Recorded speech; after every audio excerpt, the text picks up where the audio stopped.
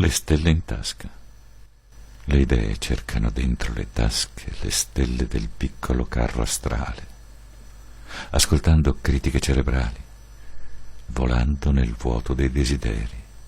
Le lettere immaginarie creano inverosimili pantografi che, agitandosi sui fogli tra i disegni della mente, cospargono parole d'incanto, nuovi io e profonde rimembranze in cerca di contatti umani, raggiungendo sogni e memoria come piume al vento splendono volontariamente, innescando sussulti dentro incredibili storie di vita, fatte di castelli sospesi nelle fragilità verso l'immaginario si stringono, costruendo insieme anni di pensieri che il tempo non cancellerà mai.